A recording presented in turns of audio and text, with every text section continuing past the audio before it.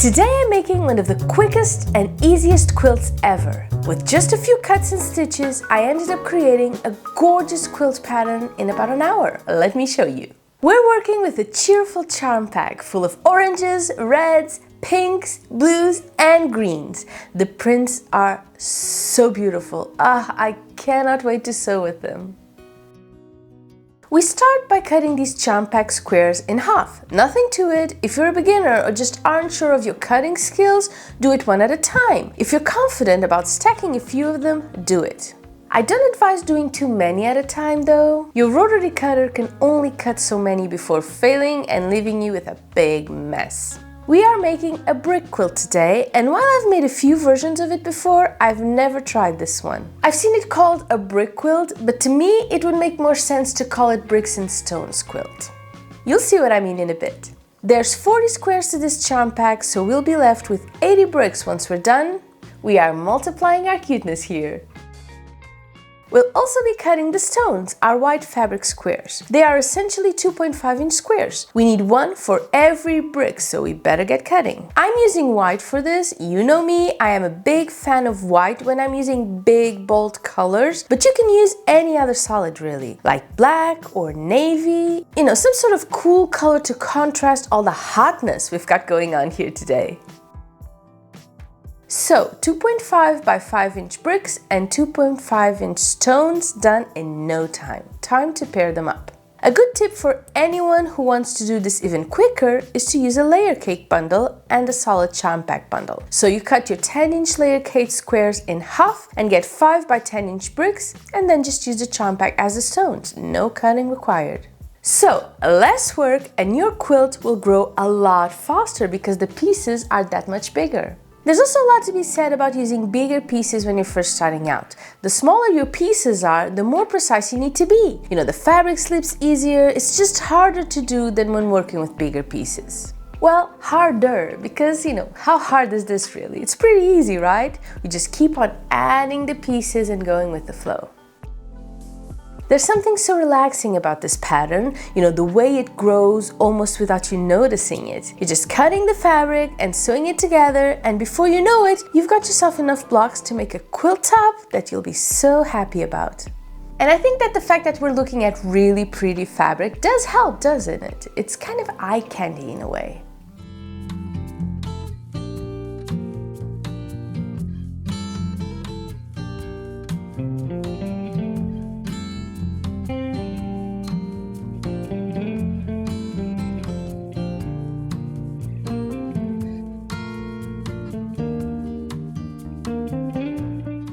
Time to press our pieces quickly before we move on to the best part, the puzzling.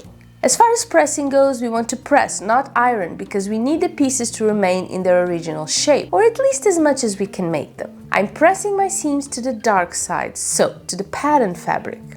And this is what we get.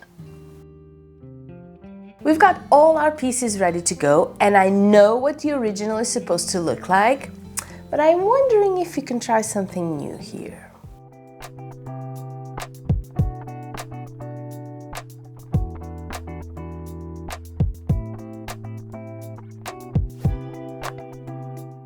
Like for example, if we do this pattern but instead of mixing things up, we keep same fabrics together. It's giving off Tetris vibes, I've got to say. I like it a lot.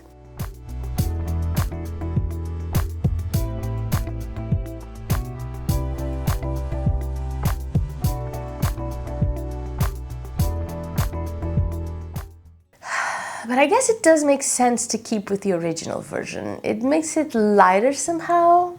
And this is actually the first quilt pattern that comes to mind when I'm laying out my pieces horizontally, because the bricks are supposed to be falling. Now that I think of it, it's also one of the very few quilts I've made that the blocks aren't squares.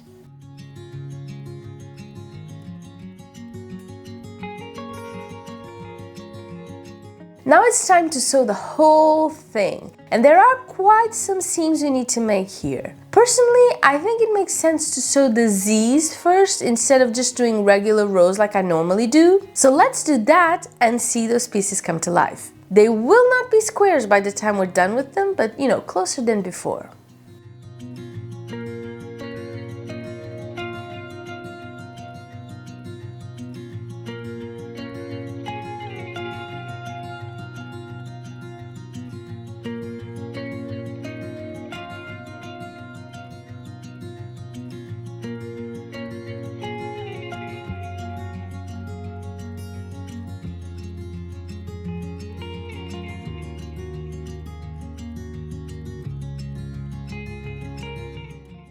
And a lot of you like to ask me how I would finish my quilts since I only tend to do the teeny tiny patchwork tops. Aside from the usual replies, which are free motion and quilt as you go, I think this pattern will look very pretty with straight lines a quarter of an inch or so away from the ditch. So on the left and the right of the seams that join our blocks together, on their longer sides, I would quilt some straight lines. Or maybe just be completely unexpected and sew some vertical lines across the shorter side of the blocks, on the white squares maybe? That would be really cute too. Can't decide now.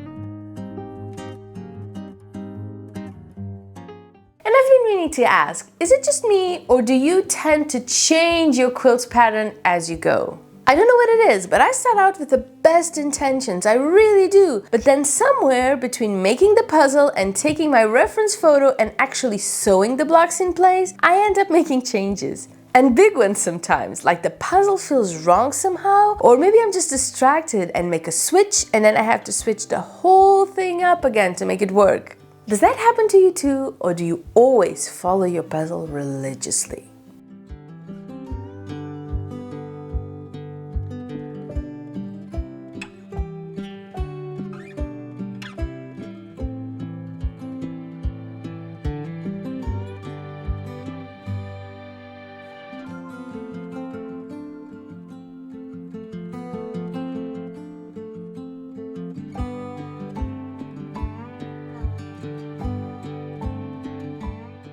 We are almost done, no trimming required though, which makes it all the quicker. And this is what we get, a perfect, colorful, happy brick and stones quilt top looking awesome. It is going to make a lovely table runner. I love it, I hope you do too, and I will see you soon. Bye bye!